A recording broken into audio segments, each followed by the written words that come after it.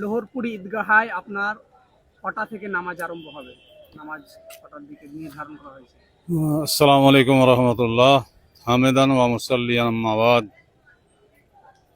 আলহামদুলিল্লাহ, আমাদের পশ্চিমবঙ্গের অন্যতম বড় ঈদের জামাত লোহরপুর ঈদগাহ ময়দানে অনুষ্ঠিত হয়।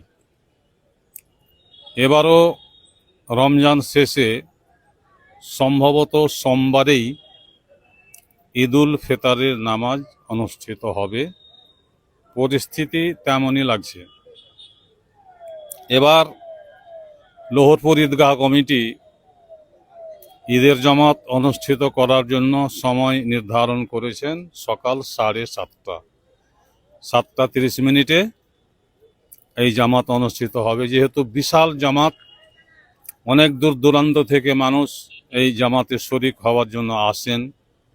বিশেষ করে বয়স্ক মানুষদের একটু আসতে সমস্যা হয় বলে গত বছর ঈদের জামাত হয়েছিল 7টায়, এই বছর আধ ঘন্টা বাড়ানো হয়েছে এবং এই ঈদের জামাত ইনশাআল্লাহ সকাল 7:30তেই অনুষ্ঠিত হবে।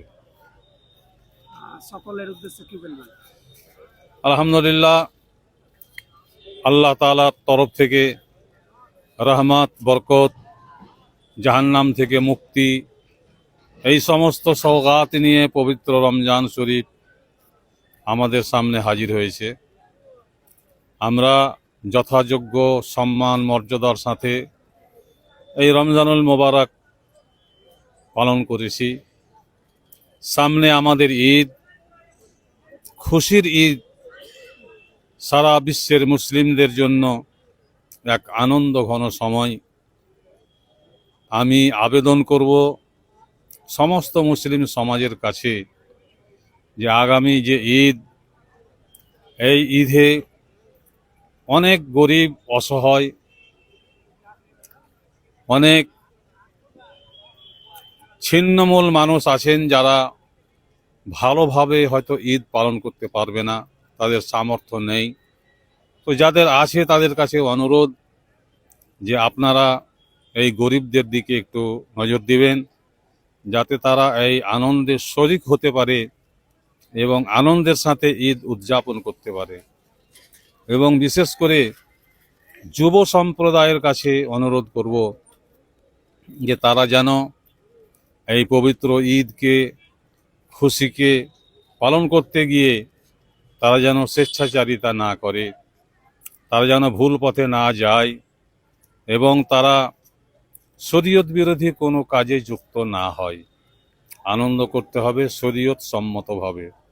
শরীয়ত যেভাবে আনন্দ উৎসব পালন করতে বলেছে, আমাদেরকে সেই দিকে লক্ষ্য রেখেই ঈদ উৎসব পালন করতে হবে এবং পথে ঘাটে খুব সতর্কভাবে চলতে হবে। বিশেষ করে নওজওয়ানেরা ঈদের দিন, ঈদ পড়ার পরে তারা মোটর সাইকেল নিয়ে বেরিয়ে যায় এবং খুব গতিতে গাড়ি চালায়, প্রতিযোগিতা করে, পাল্লাপাল্লি দেয়। এইগুলো করা খুব ভয়ঙ্কর, ক্ষতিকর।